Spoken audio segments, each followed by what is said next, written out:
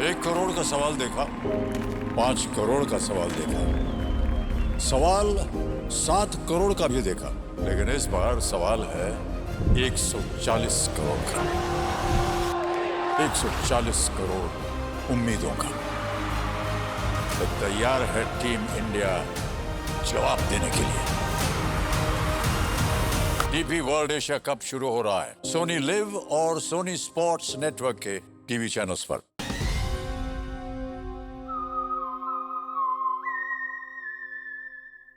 मैं हूं दयानंद शेट्टी और आप मुझे इंस्पेक्टर दया के नाम से जानते हैं।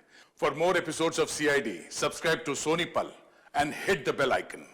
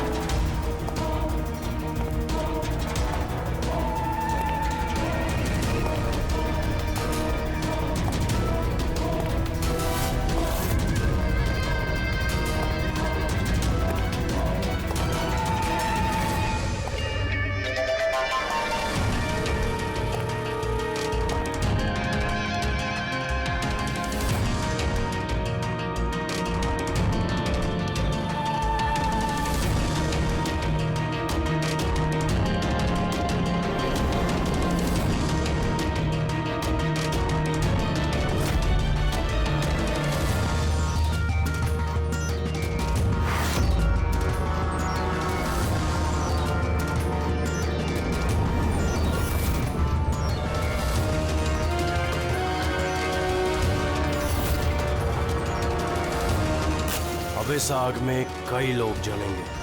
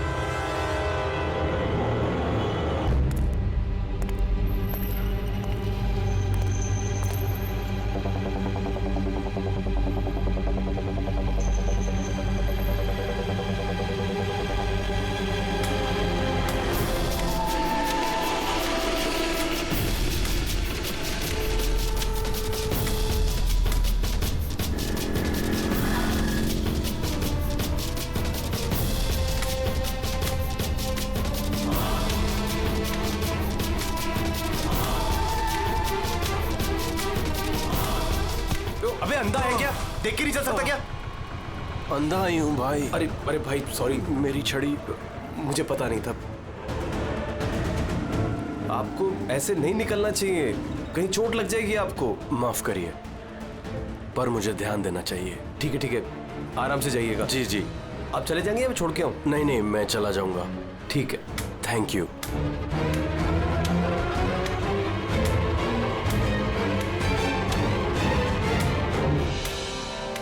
क्या हो गया यार, ये इतना दर्द क्यों हो रहा है?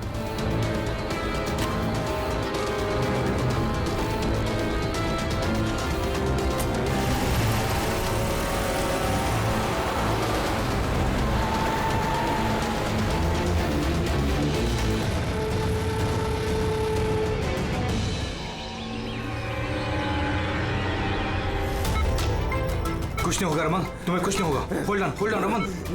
पैर पकड़ो। डॉक्टर इंजेक्शन, जल्दी फास्ट, क्विकली। डॉक्टर इंजेक्शन दो जल्दी। Oh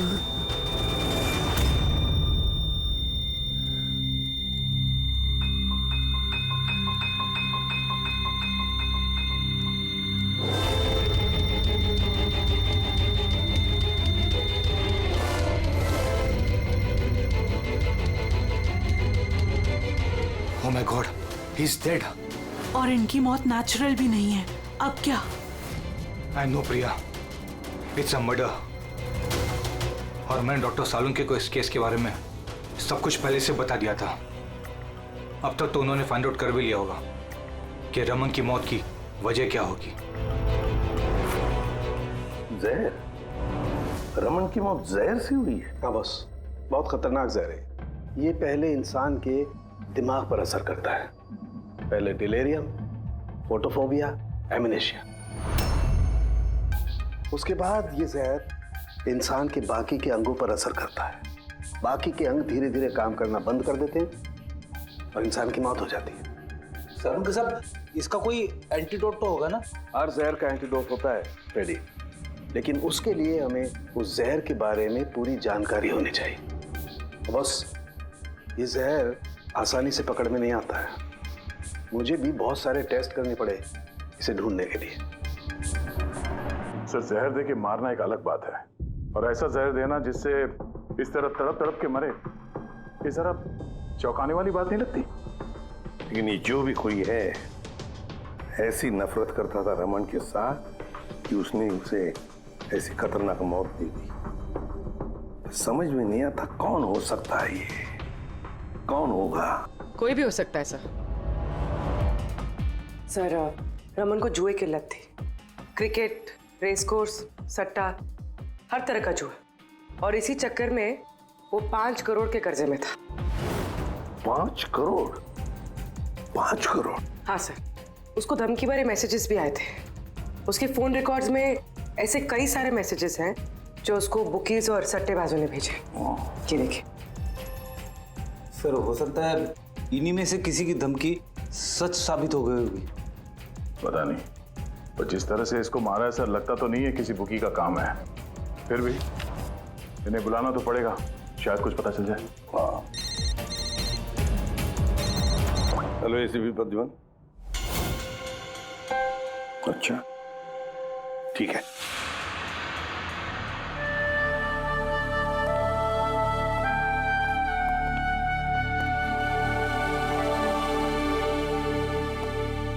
आप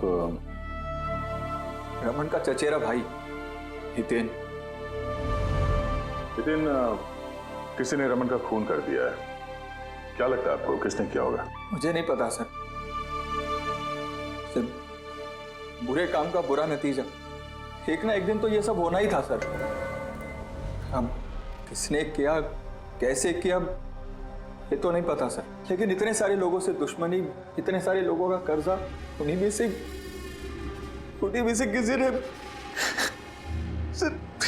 अच्छा, आपके अलावा परिवार में इनका और कौन? माँ है इसकी, लेकिन अब वो कहाँ पर है ये मुझे नहीं पता। ठीक है हितेन, हमारी इन्वेस्टिगेशन अभी चल रही है, तो बॉडी अभी यहीं रहेगी हमारे पास। आप अपना कॉन्टैक्ट नंबर वहाँ लिखवा दीजिएगा, जरूरत पड़ेगी तो आपको तकलीफ देंगे। जी सर।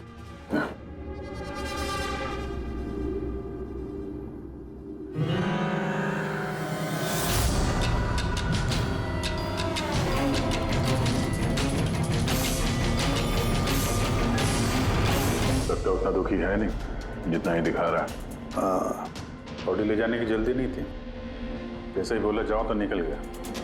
कोई पूछताछ नहीं कब मिलेगी बॉडी। गड़बड़ है, गड़बड़ है ये हितेन, बड़ी गड़बड़ है। ऐसे लग रहा था जिसे ये बात पक्की करने आया था कि रमन मरा है या नहीं। नजर रखो उस पर। रमन, रमन बेटा, रमन क्या हुआ बेटा? रमन, मैम आप बेटा मेरा रमन, माँ मैं इसकी वसुंधरा। बेटा क्या हुआ?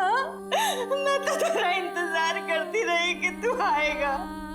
और मुझे घर ले जाएगा एक दिन। पर तू तो इतना दूर चला गया बेटा।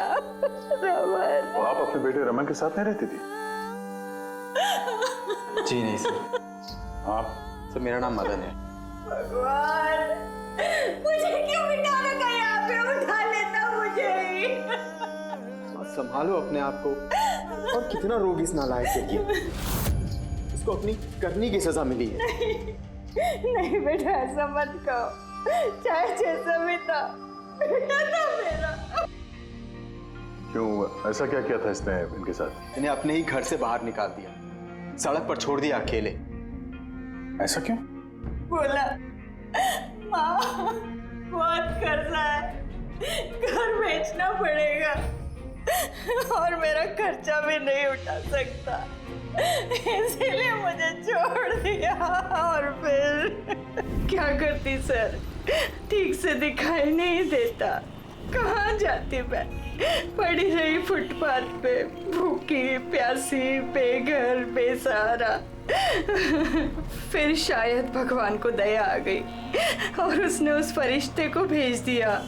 उसका चेहरा तो नहीं देखा मैंने, लेकिन उसने मुझे अपने साथ चलने के लिए कहा और मैं चली गई। एक बड़ा आदमी मुझे इसके पास ले गया।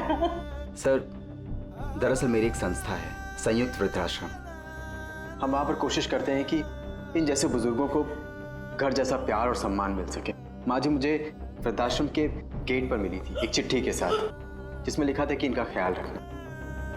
बस उसी दिन से संयुक्त वृद्धाश्रम इनका घर बन गया। आज सुबह लैंडलाइन पे फोन आया कि इनके बेटे की मौत हो गई है। बस इनसे रहा ही नहीं किया। माँ है ना। मेरी आपसे विनती है, इसके कातिलों को छोड़ना मत सर। जरूर सजा दिलवाना सर, जरूर सजा दिलवाना। देखिए माँ जी, मैं आपसे वादा करता हूँ हम रमन के कातिल को नहीं छोड़ेंगे, उसे कड़ी से कड़ी सजा दिलवाएंगे। आप प्लीज चिंता मत कीजिए। थोड़ा ख्याल रखिए अपना। मदन, इनका ख्याल रखना। और एक बात, किसी भी चीज की आप लोगों को जरूरत पड़े तो हमें जरूर याद करना। कमाल है। तारिका, हॉस्पिटल के डॉक्टर्स की रिपोर्ट के हिसाब से इसकी जांघ पर ये जो निशान है ना, ये या तो किसी एलर्जी का है या फिर किसी जहरीले कीड़े मकोड़े के डंक का निशान है।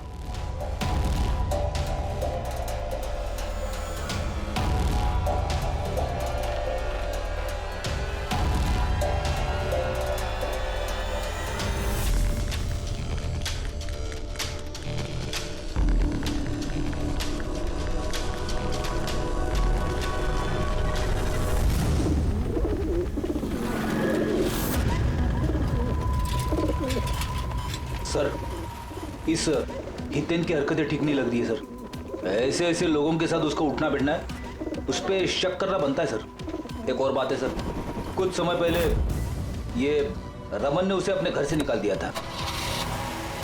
अब रमन के मरने के बाद वो उसकी प्रॉपर्टी हड़प करने की कोशिश कर रहा है सर। सर एक मिनट, यहाँ आएंगे प्लीज। सर इसके स्किन पे ना मुझे कुछ ये अजीब सा दिख रहा है।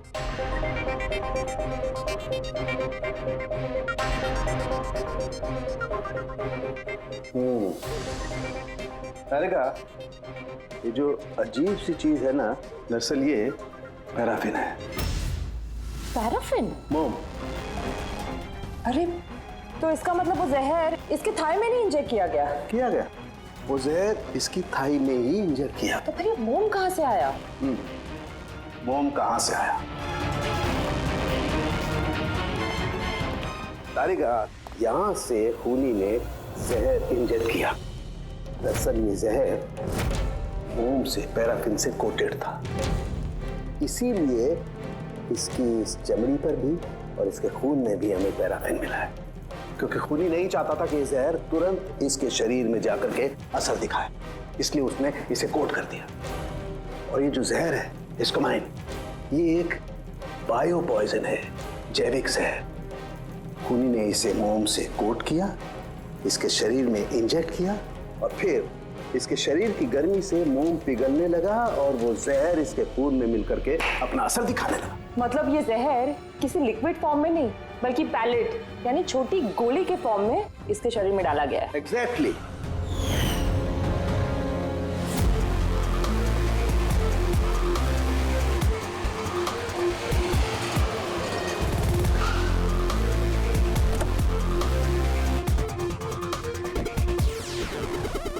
ये है वो कंस्ट्रक्शन साइट जहाँ पे रमन इंजीनियर था। उसके कोलीग बता रहे थे कि यहाँ से निकलने के बाद उसको कुछ पैर में तकलीफ हुई है। लेकिन यहाँ पे जो वर्कर्स काम करते हैं उन लोगों ने बताया कि जब तक वो कंस्ट्रक्शन साइट में था तब तक तो वो ठीक था। इसका मतलब जो भी हुआ कंस्ट्रक्शन साइट से बाहर आने के बाद हुआ, तो यहीं पे हुआ होगा।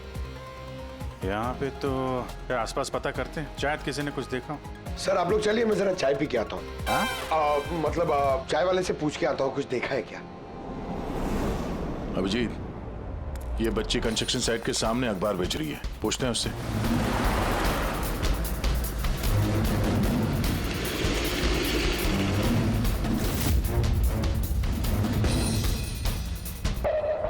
क्या नाम है बेटा आपका? चुटकी। चुटकी। अच्छा बेटा जरा ये देखो, ये फोटो देखो ध्यान से। इनको जानती हैं आप, पहचानती हैं? हाँ, ये अंकल तो हमेशा मुझसे अखबार खरीदते थे, पर 3 दिन से ये नहीं आए। तो 3 दिन पहले आपने इस अंकल को यहाँ पे देखा था? हाँ, एक आदमी के साथ ये टकरा गए थे। इनको चोट भी लगी थी। वो आदमी बहुत अजीब था। अजीब मतलब? ओ, अबे अंधा है क्या? देख के नहीं चल सकता क्या? अंधा ही हूँ भाई।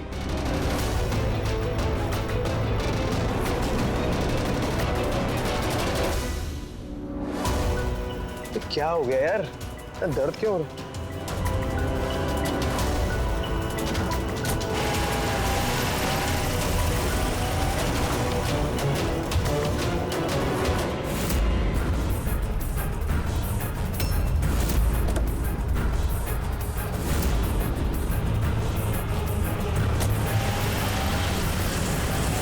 तो अंधा नहीं था और उसी ने हमला किया रमन पे। अच्छा बेटा, आप वो जो अंकल थे उनको पहचान सकते हो? देखा था आपने उनको ठीक से? नहीं। अच्छा वो कार का नंबर देखा आपने? नहीं अंकल, वो अंकल को कार चलाते देख मैं एकदम चौंक गई थी, इसलिए कार का नंबर याद नहीं है। पर क्या बात है अंकल, इंजीनियर अंकल ठीक तो है ना? नहीं बेटा, उन्हें कुछ नहीं हुआ। वो अभी किसी दूसरे कंस्ट्रक्शन साइट पे चले गए। अब वो यहाँ पर नहीं आएंगे। Thank you. आप इस समय अखबार बेच रही हो, स्कूल नहीं जाती आप?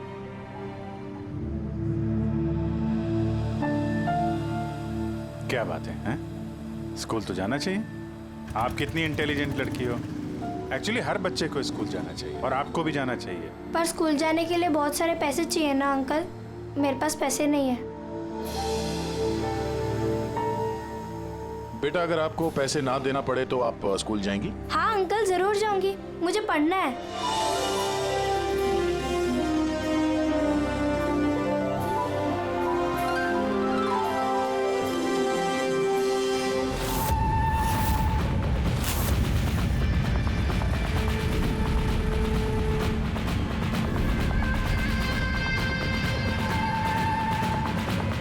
समीर अब तुम्हारी बारी। हाँ बोलो। हाँ यार, तुम्हें एक बार में समझ में नहीं आता है। देखो मैंने तुम्हें पहले भी कह दिया है कि तुम कुछ भी कर लो, मैं इस खंडहर के लिए एक कौड़ी भी खर्च नहीं करने वाला।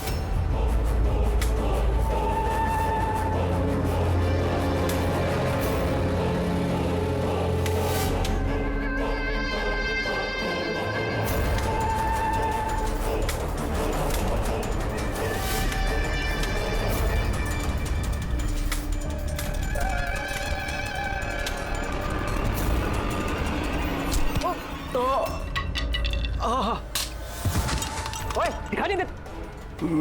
मेरी छड़ी। Sorry I am sorry. मेरी छड़ी। I am sorry.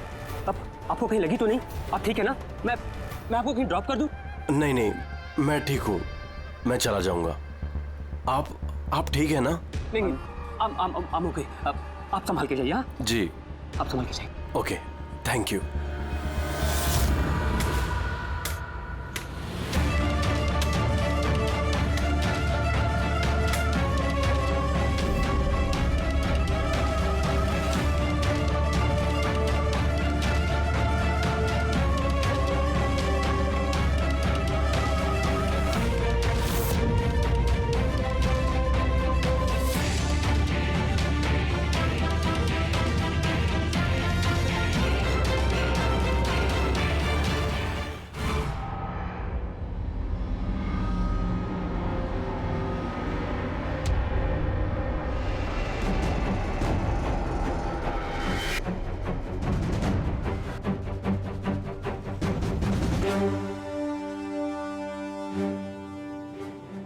के क्या पता चला? बस इस आदमी को जो जहर दिया गया ना, वो भी किसी पौधे से ही बनाया गया है। क्या? ये भी किसी पौधे से? हाँ बस, लेकिन ये कौन सा जहर है ये अभी तारिका पता कर रही है। इस जहर का नाम है रिकिनस कम्युनिस और ये जहर पहले वाले जहर से भी बहुत ज्यादा तेज और खतरनाक है। रिकिनस? ये किसी पौधे का नाम है क्या? हाँ फ्रेडी, ये किसी पौधे का नाम है और बॉस ये कोई आम पौधा नहीं है, बहुत मुश्किल से मिलता है।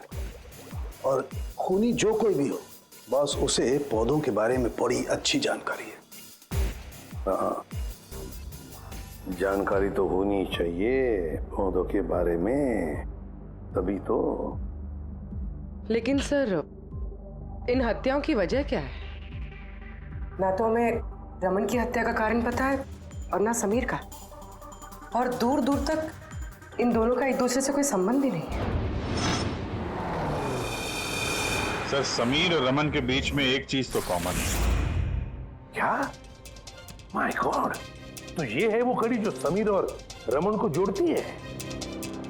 तो क्या दोनों ने एक ही गलती की? जी सर, रमन की तरह समीर ने भी अपने बूढ़े और कैंसर पेशेंट पिता को घर से निकाल दिया था। हमने उनके बारे में छानबीन की और एक ऐसे शख्स से मिले जिन्होंने समीर के पिता को ढूंढने में मदद भी की और इस केस को एक नया मोड़ दिया।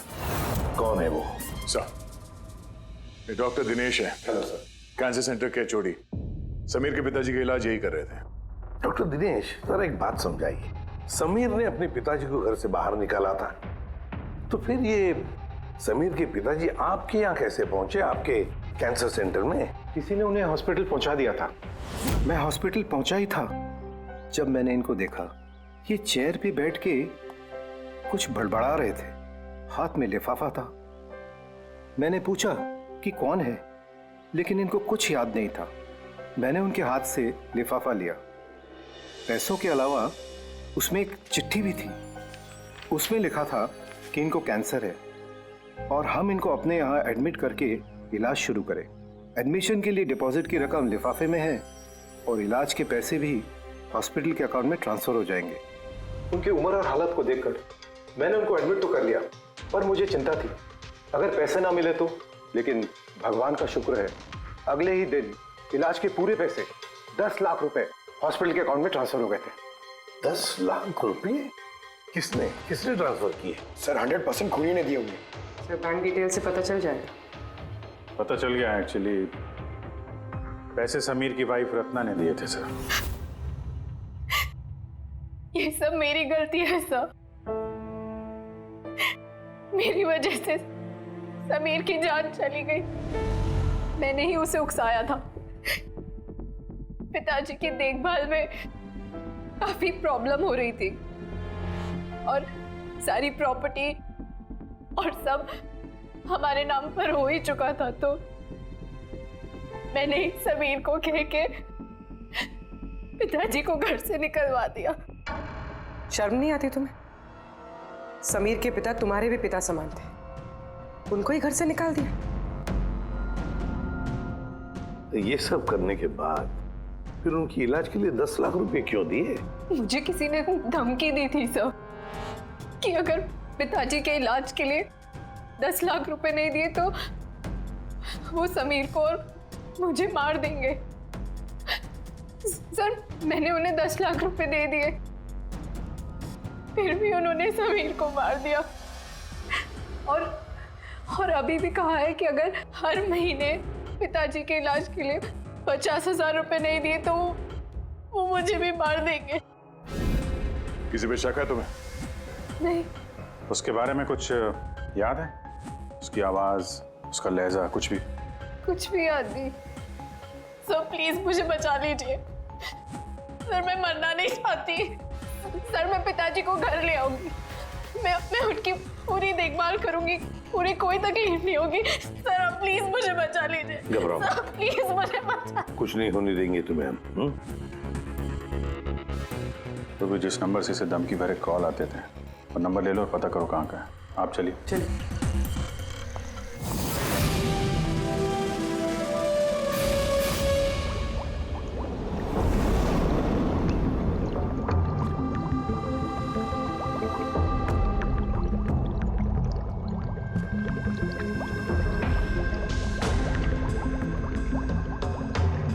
Sir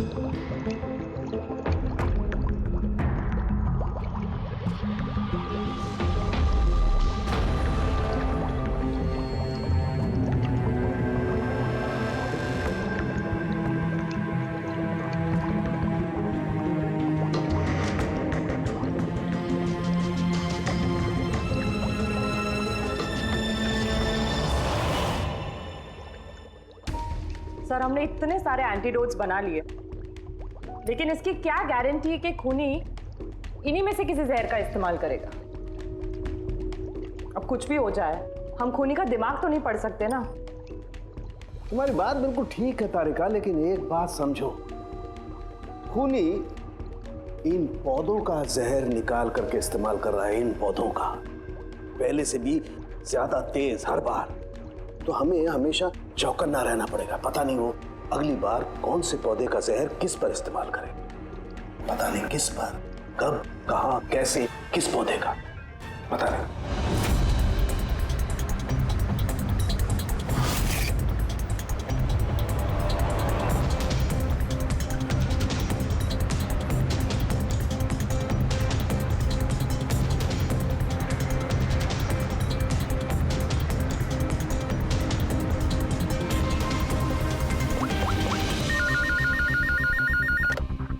hello. हाँ पूर्वी बताओ। सर वो फोन बूथ जहाँ से कातिल ने रत्ना को धमकी भरे कॉल्स किए थे, वो ये भाईंदर रेलवे स्टेशन के पास है। Bhayandar railway station? वहाँ तो बहुत भीड़ भाड़ रहती है। जाहिर सी बात है उसने ब्लाइंड मैन के भेस में तो किया नहीं होगा। बड़ा मुश्किल है पता लगाना।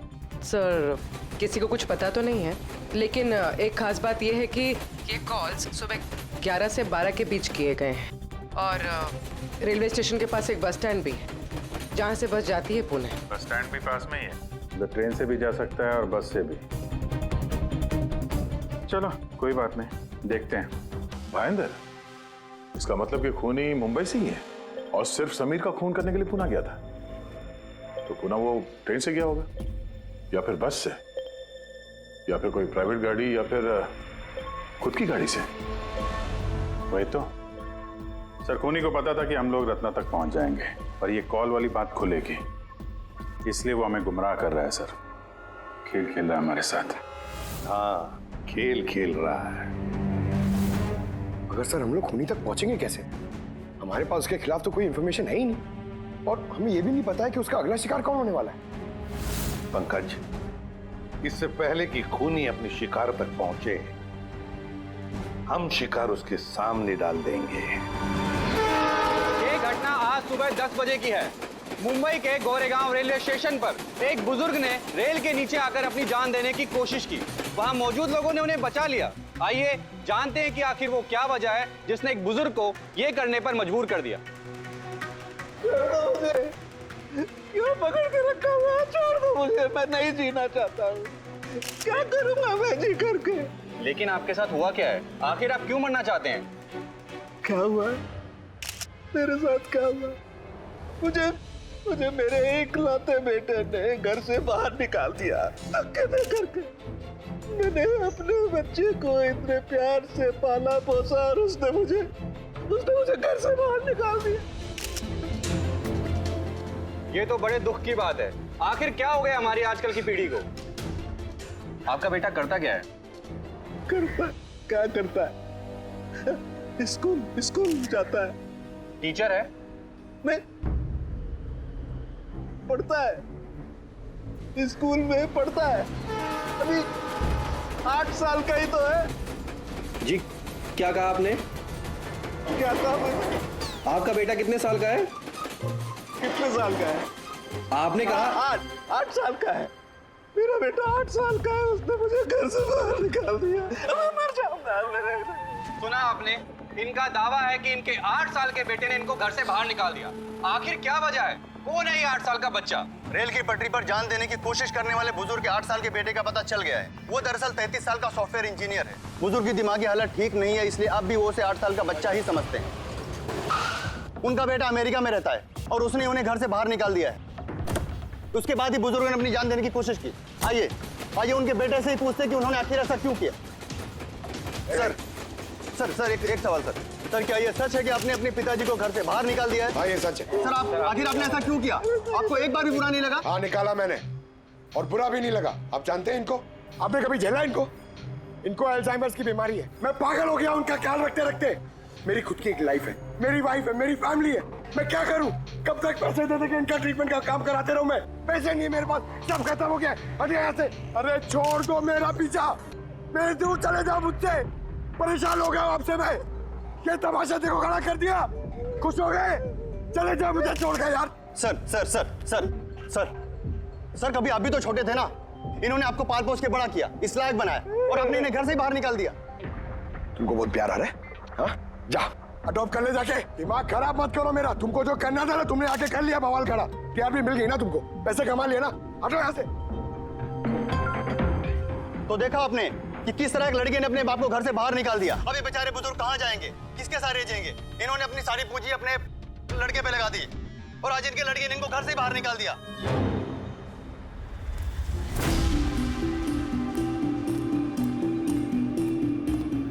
बड़े बच्चे गुब्बारे गुब्बारे ले लो जल्दी, गुब्बारे वाला गुब्बारे ले लो।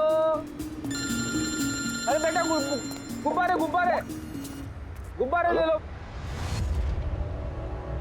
गुब्बारे वाला गुब्बारे ले लो, गुब्बारे गुब्बारे ले लो, गुब्बारे गुब्बारे ले लो बेटा, गुब्बारे गुब्बारे ले लो, गुब्बारे गुब्बारे वाला गुब्बारे गुब्बारे ले लो।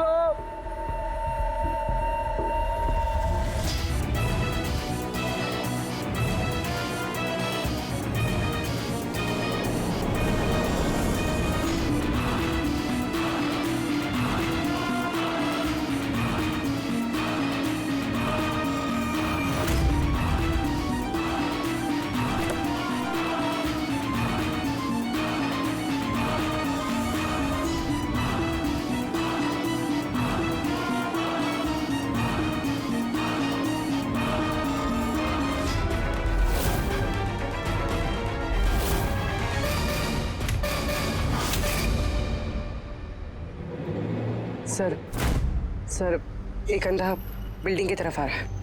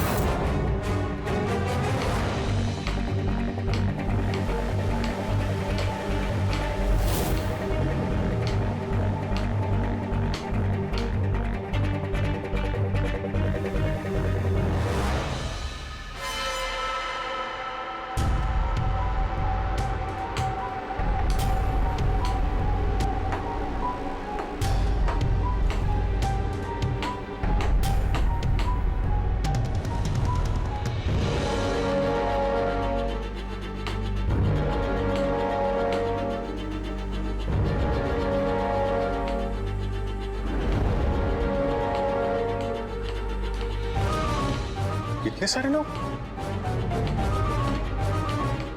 सर इतने सारे अंधे एक साथ? हमने तो एक सोचा था, यहाँ तो 8-10 निकले। लगता है ये कोई चाल है। आप लोगों को जाना कहाँ है? एक मिनट आप लोग रुकिए। एक मिनट, यहाँ कैसे आ गए आप लोग? आइए। ये आप सब कहाँ हैं आप लोग? यहाँ पे क्या बात है? क्या हुआ? यहाँ आंखों का फ्री चेकअप होने वाला है। संपत है आप? संपत? उसने ही बुलाया था हम लोगों को। देखिए यहाँ पे ऐसा कोई शिविर नहीं है। कौन संपत कौन है? किसने बुलाया आपको? उसने ही तो बुलाया था यहाँ।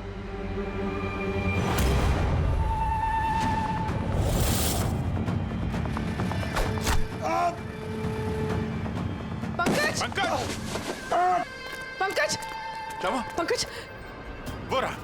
पकड़ो उसे, छोड़ना नहीं।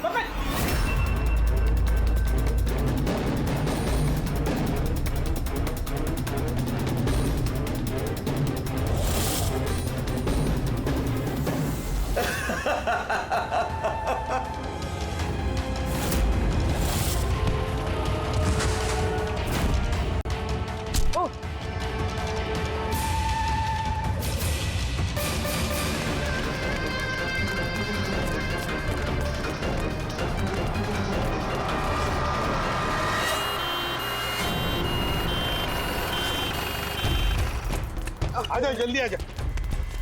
पंकज तुझे कुछ नहीं होगा। पंकज इसे एम्बुलेंस में लेके चलो।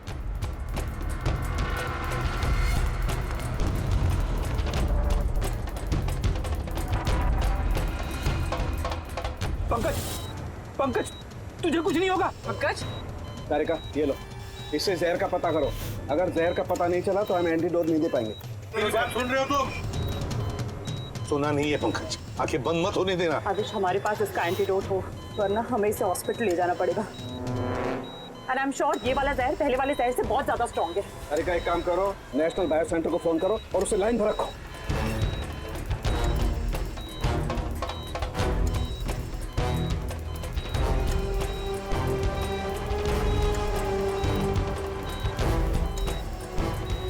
Pankaj don't worry, Pankaj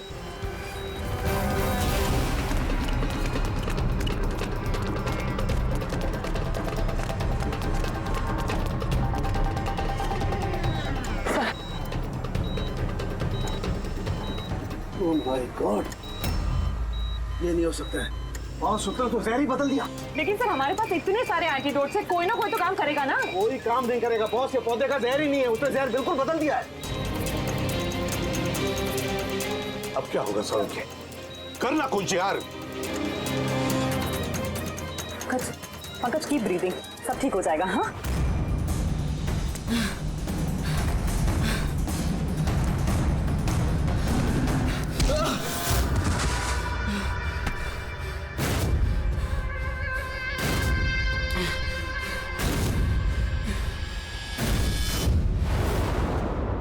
sir मेरा नाम मदन है। तुमने क्या ये सब? क्यों पड़े हो मेरे पीछे? मैंने जो किया सही किया। लोगों की जान लेना सही है? मैंने सिर्फ बुरे लोगों को सजा दी है सर। जो लोग अपने माँ बाप का ख्याल नहीं रखते ना, उनको इस दुनिया में जीने का कोई हक नहीं होता। जब मेरी माँ की मौत हुई थी तो मेरी दुनिया उछल गई थी। उसी वक्त मैंने इस संयुक्त वृद्धाश्रम की शुरुआत की थी। सर वहाँ पर जितने भी बुजुर्ग माँ बाप आते हैं ना, सब अपने बच्चों के सताए हुए होते हैं। ये देखकर मेरा खून खौल जाता है। मैंने उसी वक्त ये फैसला किया था कि मैं इन सबको सबक सिखाऊंगा, इसीलिए मैं मार देता हूं इनको। क्या गलत किया मैं? सर कुछ करो सर। कुछ नहीं कर सकते जब तक उस जहर का कंपोजिशन नहीं पता लगेगा फ्रेडी, हम कुछ भी नहीं कर सकते। अगर इसे गलत एंटीडोट दे दिया तो ज्यादा खतरनाक होगा यार। सर पंकज की हालत तो बिगड़ती जा रही है। सर पल्स गिर रही है, हॉस्पिटल ले जाना पड़ेगा। हॉस्पिटल जाके कुछ नहीं होगा, हमारे पास इतना वक्त नहीं है तुम्हारा जाकर टेस्ट करें। मुझे इस जहर का नाम चाहिए यार। पंकज हेलो। हाँ सर, हाँ सर पकड़ा गया। सर खूनी मदन है।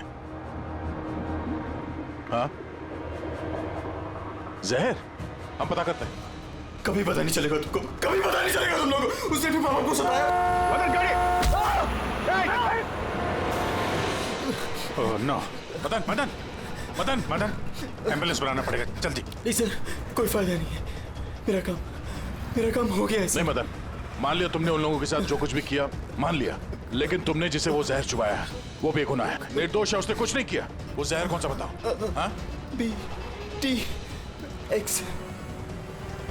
सब उस जहर का नाम BTX है। साळुंखे, जहर का नाम है BTX। पंकज